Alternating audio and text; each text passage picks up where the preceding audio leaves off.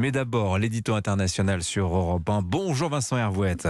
Bonjour Dimitri, bonjour à tous. Au Soudan, des morts par centaines, des blessés par milliers. Vincent, le secrétaire général des Nations Unies envoie en urgence son responsable pour les affaires humanitaires. Oui, c'est toujours mauvais signe quand l'envoyé spécial du secrétaire général débarque au chevet d'un pays en crise. C'est un peu comme un médecin légiste. Il n'inspire aucun optimisme. Il vient avec des pansements alors qu'il faut en urgence une solution politique ou militaire.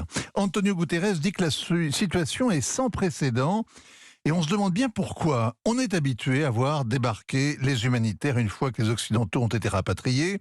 En général, l'évacuation est bien couverte, les commandos montrent ce qu'ils savent faire. Ensuite, on tire l'échelle. Les médias se lassent rapidement des conflits où les bons et les méchants ne sont pas identifiés d'un seul coup d'œil.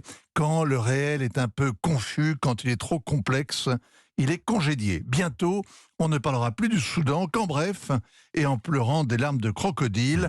Le drame que vit Khartoum est d'une banalité à pleurer. Enfin, quand même, une capitale d'1 million d'habitants, 5 millions en comptant les faubourgs qui deviennent un champ de bataille, comme ça, c'est rare, Vincent. Deux factions qui s'entretuent dans un mépris total des civils. On voit ça partout, du Moyen-Orient à la Corne de l'Afrique.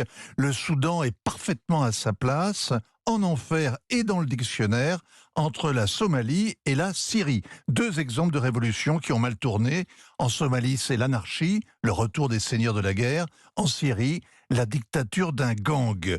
La révolte des Soudanais a été le dernier printemps arabe le plus tardif, le plus glorieux. Ça allait enfin marcher, pas comme en Libye, pas comme au Yémen, pas comme en Algérie, pas comme en Tunisie. La détermination des manifestants pacifiques est venue à bout d'Omar el-Béchir, qui régnait depuis 30 ans avec le soutien des islamistes.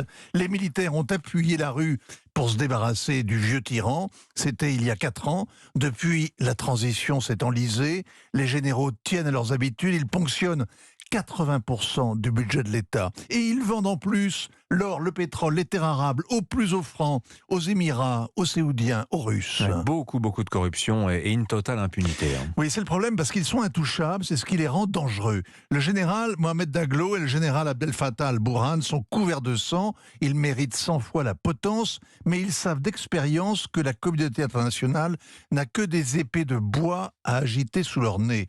Il y a 20 ans, les miliciens du premier, épaulés par les militaires du second, ont fait 300 000 morts au Darfour, 2 millions de déplacés. Mais la Cour pénale a lancé des mandats d'arrêt international pour génocide contre le seul Omar el-Béchir, ce qui ne l'a pas empêché pendant 10 ans de circuler en Afrique à sa guise et d'y être très bien accueilli.